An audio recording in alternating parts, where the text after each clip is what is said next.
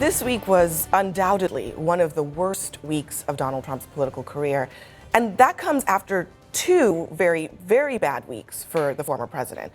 In just the last 26 days since he launched his bid to return to the White House, a special counsel was appointed. He had dinner with anti-Semites Kanye West and Nick Fuentes. Multiple associates were ordered to testify about him. He recorded a video for the families of jailed January 6th rioters. He called for the termination of the Constitution. His company was convicted of tax fraud, and other handpicked candidate in Georgia suffered a stinging defeat, and he hosted a prominent QAnon backer, and more classified documents were found in a storage unit. And that is just a partial list, all of which has left even his allies questioning whether the former president is finally becoming a liability. Now, we can roll the Star Wars credits for about 10 more minutes on that one. But the question is there any reason to think that this is not going to get worse for the Republican Party dealing with the shenanigans from former President Trump? I think the bigger question is there any reason to think that the Republican Party is actually going to break from him to some degree? And the reason I say that is because, look, there's no question Republicans that we've all been speaking to over the course of the last 3 weeks have been in a different place than they probably had been in the 6 years prior. And yet over the course of 6 years, I feel like we've had 50 of these moments where you're like, this is going to be the time where the grip finally loosens and everybody starts to move away from him.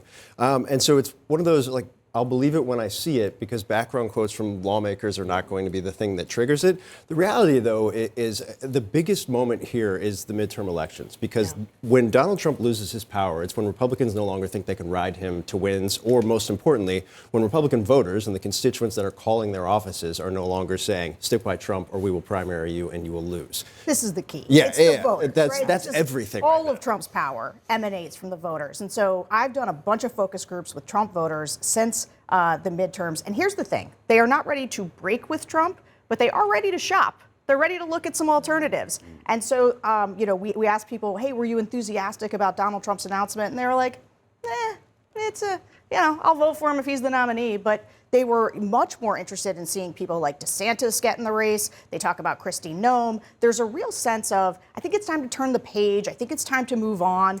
And it's not, they're not pundits. They're not like, ooh, he's costing us elections. It's that they think he has too much baggage. They don't want to go through another 4 years of kind of the orange man bad. Everybody's, angry all the time, the polarization. They think that they have a lot of it actually for them, it does come down to electability. They'd like to see somebody that they think can win and can beat Joe Biden, and they're not sure that's Trump anymore. I think people are also just really tired. Yeah. They're tired of the back and forth, the fights over Thanksgiving dinner, all of it.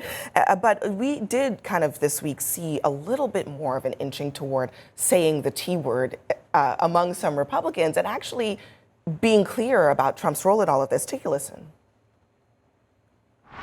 The Republican Party has to really look deep into our soul.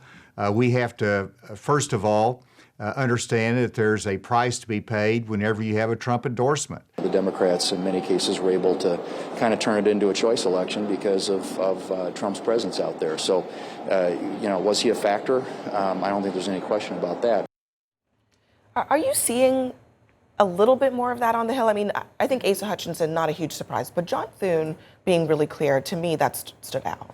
Yeah, so Senator Thune has been he's the number 2 senator in the Republican Party.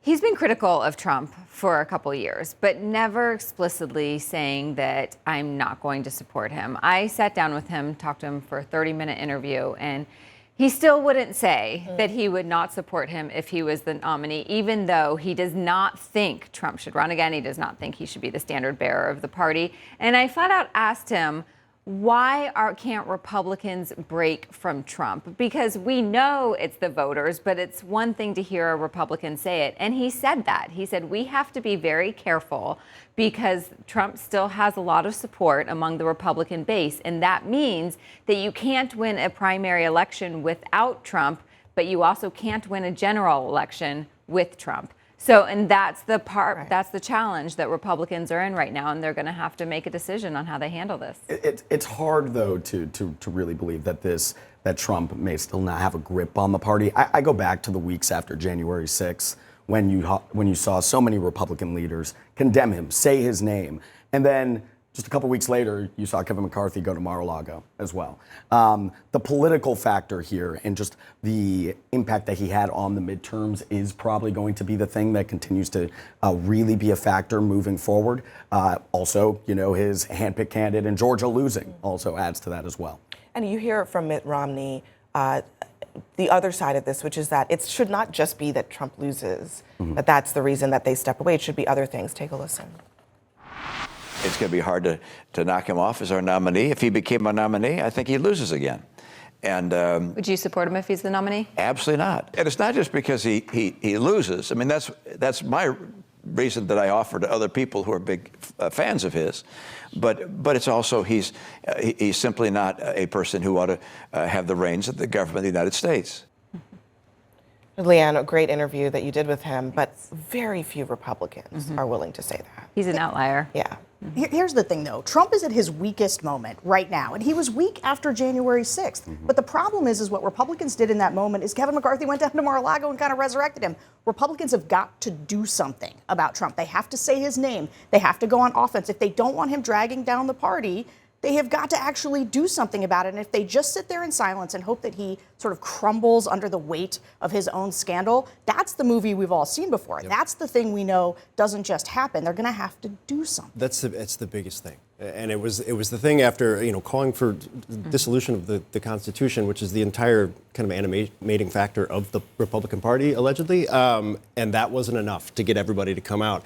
And you just felt like we were doing a rerun. Sarah's point, though, is so critical here. There are a dozen Republicans who are either weighing presidential bids or thinking about presidential bids, and a great number of them are the kind of the epitome of they have the policy that Trump had that we liked, and they have kind of the aggressive responses that Trump had, but they don't have all the baggage. They don't have the anti-Semites that they're hanging out with. They're not calling for the dissolution of the Constitution. There are real alternatives, I think, for the first time on the national stage. Is that what causes the turn in the voters that leads to the turn in the lawmakers and policymakers?